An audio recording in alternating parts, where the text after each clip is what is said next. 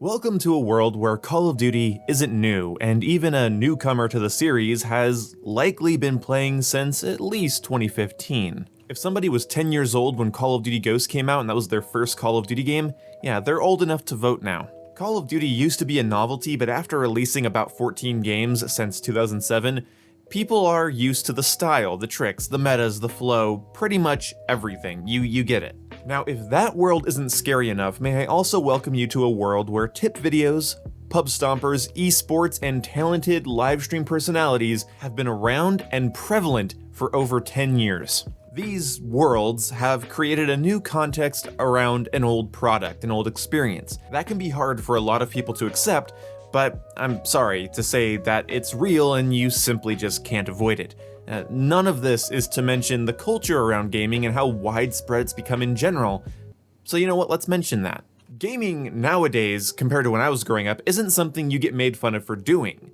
In a lot of friends groups and a lot of peer groups, especially in a more, 13 to 28 age range, you're not made fun of for playing video games, you're made fun of for being bad at video games. And when you throw the word competitive in front of the words video game, you get exactly what you would expect. Video games, more so for the people in the 13 to 28 years old age range, see video games more as a status symbol among their peers than maybe I did growing up.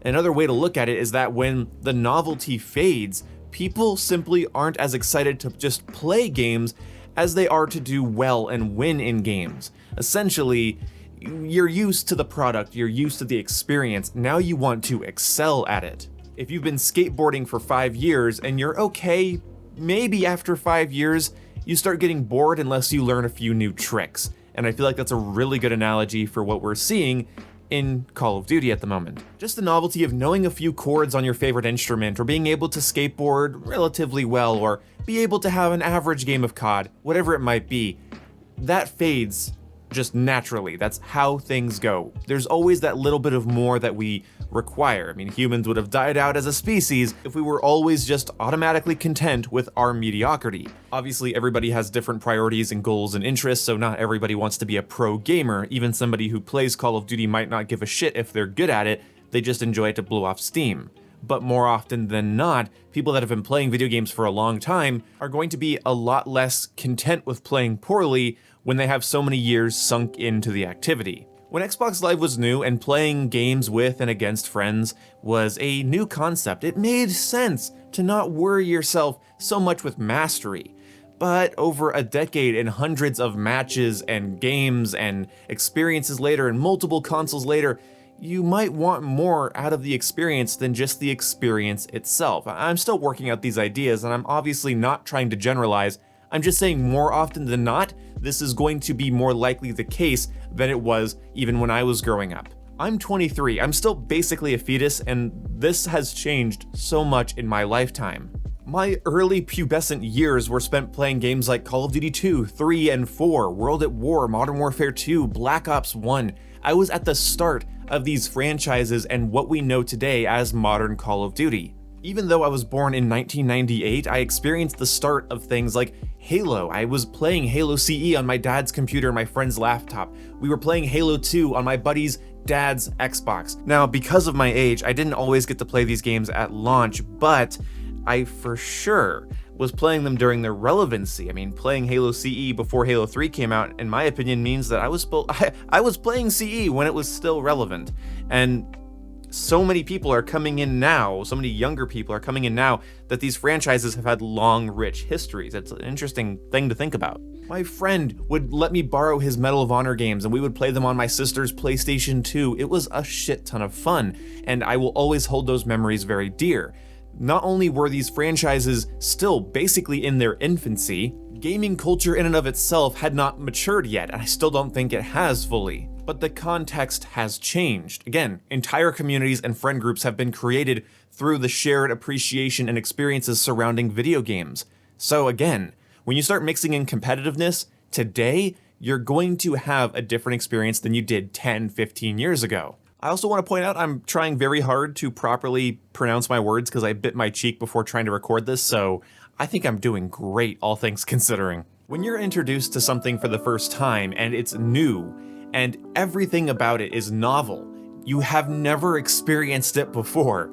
Your context is going to be completely different than 10 years later. You still have the hobby surrounding that thing, but you don't want to do poorly at it anymore. It's not novel to play COD anymore. Now it's novel to be bad at COD or to be good at COD. It's weird if somebody's been playing COD for 10 years and they have trouble getting 10 kills. You would find that to be kinda sad. The fact that a channel like mine can grow based on talking about Call of Duty, Halo, or Battlefield, or whatever I've talked about over the last couple of years, the fact that that can happen means that, again, this entire industry really changed up a lot. So I haven't even mentioned the title and thumbnail of this video that you probably clicked on it for.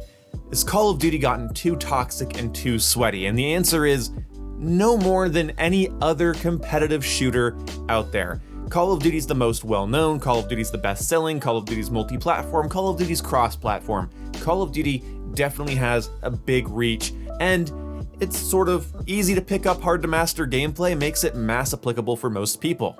Call of Duty isn't just popular, it's popular on purpose, and it does it very well. But even in FPS games that have server browsers or little to no skill-based matchmaking, the average skill level of the average player you're going up against is going to be a lot better than it used to be. So hopefully everything I just laid out kind of explains the sweatier, more competitive nature behind these games. They're more accepted, they're more prominent, they're more prevalent. These aren't things that are just being done after work for fun. These are things that people build friendships around. So yeah, it makes sense that people would be more sweaty, that they'd want to do better, especially with the rise of esports and streaming and all these different tip videos. We have people like Exclusive Ace and Drifter telling every Call of Duty player the best things to use and, you know, laying out all the statistics because people care, because people don't want to be the kid in the classroom that can't keep up with anybody else. You don't want to be the guy on your friends list with a 0.6 KD and have to be carried every game, because it's more important than it used to be. It's a more prevalent pastime than it used to be. When I was a kid playing, you know, with friends in my neighborhood, nobody wanted to be the guy that couldn't run very fast, that couldn't win a race, that couldn't ride a bike, that was scared to have a lightsaber duel in the front yard. No one wanted to be that kid in the same way or a similar way that no one wants to be the kid that when they get online can't compete. And so yes, all of this shit makes total sense to me.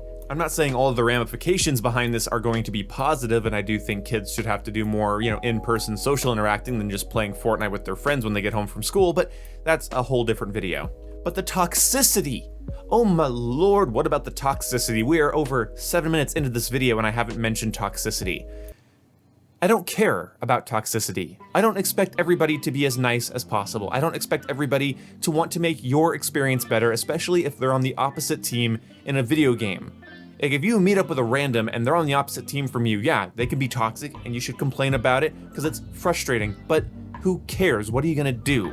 I don't care about the topic of toxicity. If you don't want to get trash talked, mute everybody. Make friends. There are so many avenues now to make friends. Like, if you watch a streamer and you enjoy their content and you are in their chat often, hit up the people in the chat to play with them. Okay, you guys already have a shared interest. They likely aren't going to sexually harass you. They're likely not going to make fun of your mother. They're likely not going to make fun of your voice. They're likely going to be more receptive to being friends. There are lonely people out there that don't have other people to play with. Hit them up, look up Discords and Reddits, and just do your best if you are underage to not be groomed. And even if you are of age, don't be groomed on Discord. But either way, what I'm saying is, who the fuck cares? Random people don't owe you courtesy, especially online. It's nice and you should respect them when they do give it to you, but what are you gonna do when somebody's not nice to you, when someone wants you to lose, when somebody's, you know, being a bit of a troll? So what? What are you going to do? Hunt that person down, blow up their Xbox?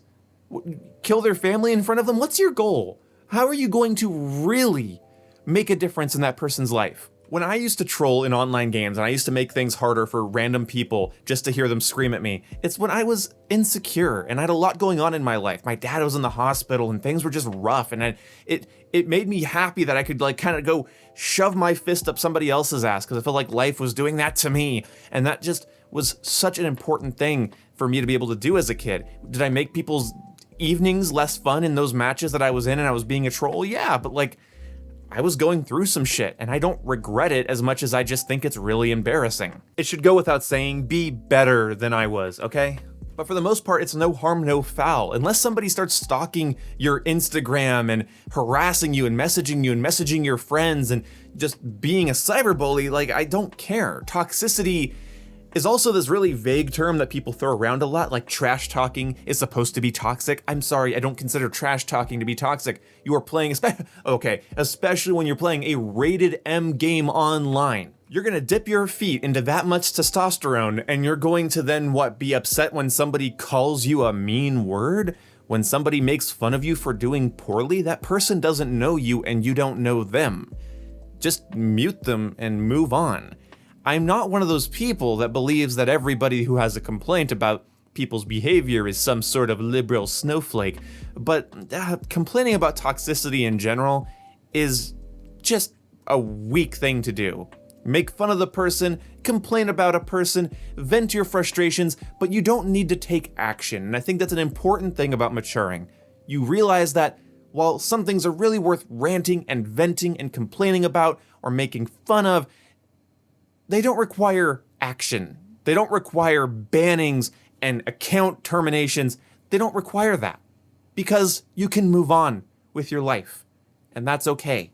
Again, there are serious instances, in which case sometimes, local police get involved. I've heard about those stories, I know, but I don't mix in like swatting streamers with toxicity. I mix that, like, that's a psychopathic, dangerous, fraudulent, illegal thing. Toxicity is some dude calling me a faggot because I decided to run an RPG because I was tired of getting blown up by other people using RPGs.